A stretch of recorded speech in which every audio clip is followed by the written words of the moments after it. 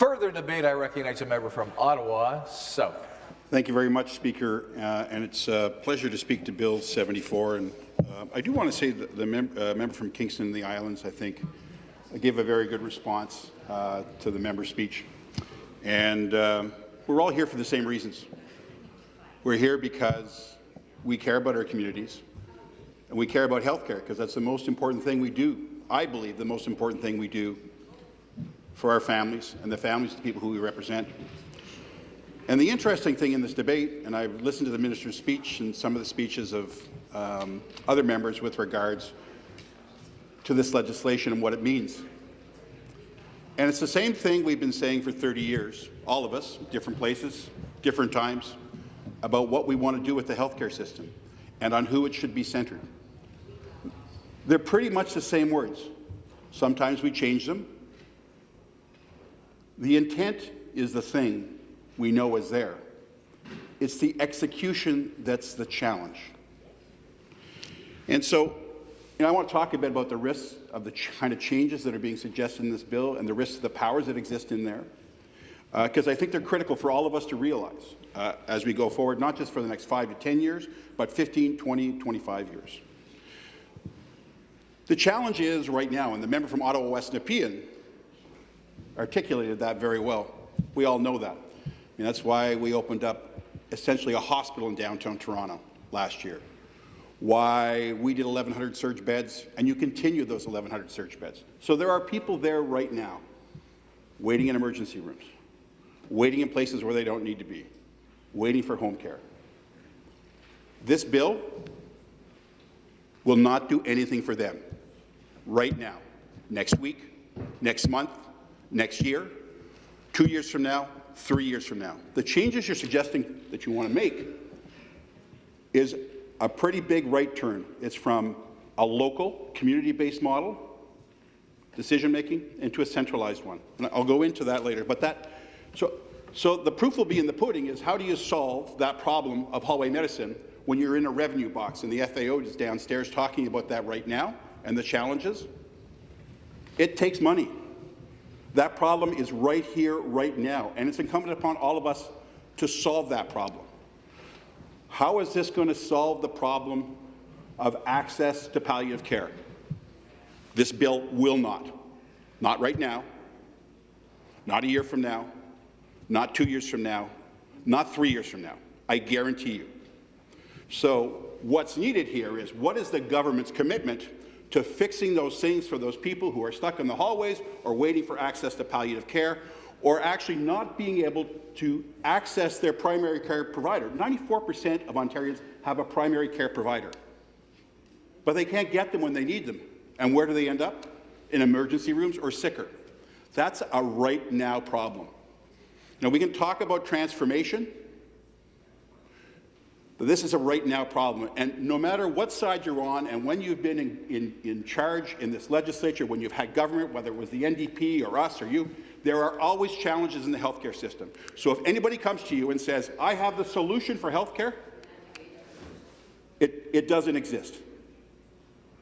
What exists is the constant effort to improve on the gains that we've made and correct the mistakes of the past. That's what we do in healthcare. You're never finished. You fix one thing, there's something else to fix.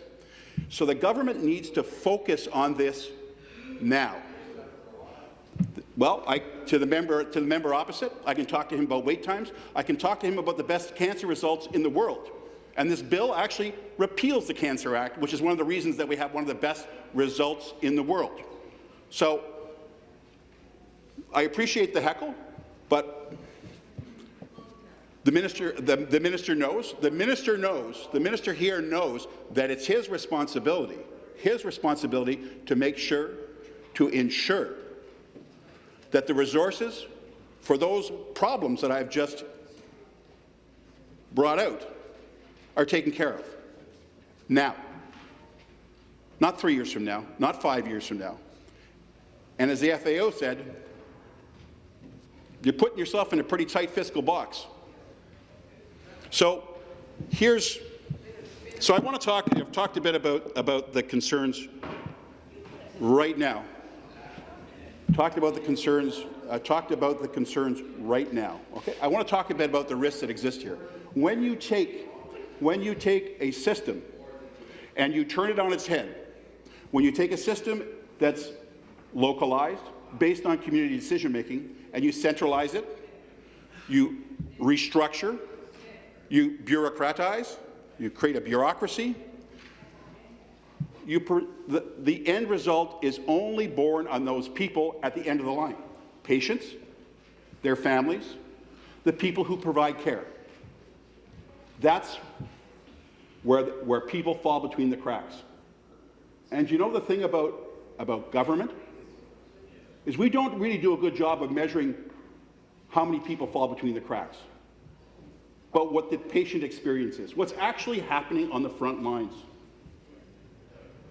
It's a really hard thing to do. Those are the voices that are hardest to hear. And when you suggest what the government's suggesting in the future in this bill, you're turning something on its head, and in that duration of time in which you restructure, I know the minister says it's going to be 3 years, it takes 10 years to build a hospital in Ontario.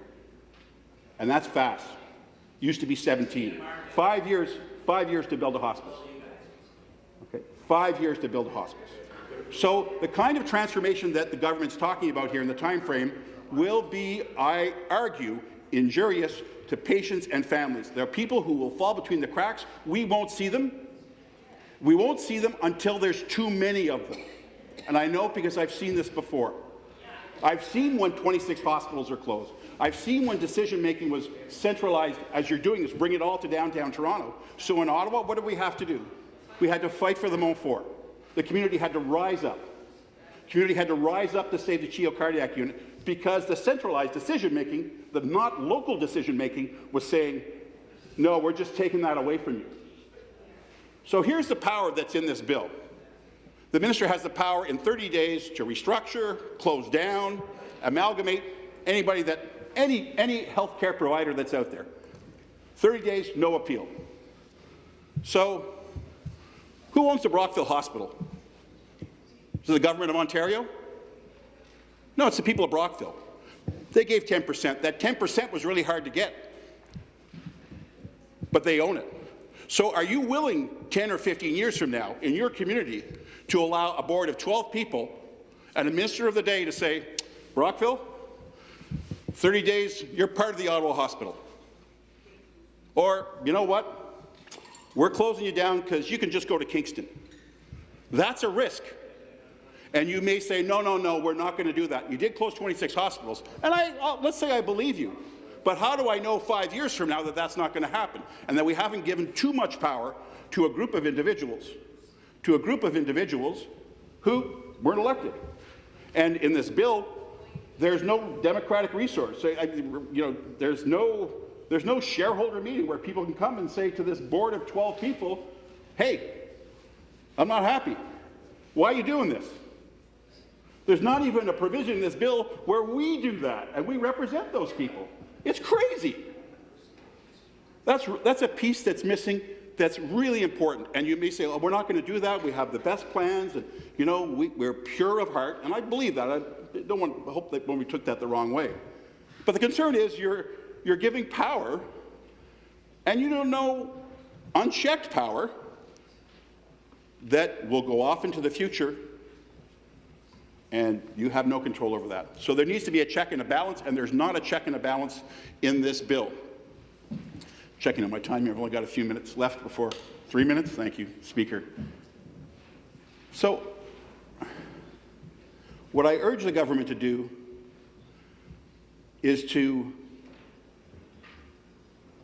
think about how we want to govern our health care, how we want the people to be able to have input, be able to criticize, be able to be part of the decision-making. Because we can make an argument about, and there are LHINs where there are good experiences and bad experiences, and I'm not here to defend the LHINs, but I am here to defend local decision-making. And when you rip away local decision-making and you park it here in downtown Toronto, we all know what the end result is. And there are members on the other side of this House who know how that centralization affected their communities, right, in hospital closures. So Are you willing to say that you're going to let a board of 12 people, unelected, and a minister be able to say this really great community organization that does wonderful work in healthcare in my community, well, the minister's amalgamating with somebody else? I know what you would say. I know what you would say if it happened to you while you were in government. We wouldn't hear it because you'd be saying it inside caucus or to the minister. But I know what you'd say on this side of the House. You'd be really upset, and your community would be upset. So the biggest challenge that's in this bill right now is it removes local decision-making and parks it here in downtown Toronto. And that's not good. So I hope that when you're looking at this bill and you're drafting amendments, that you make sure that the local is not totally lost. Because when I look at this bill, that's what I see. And Speaker, I think you want to get up.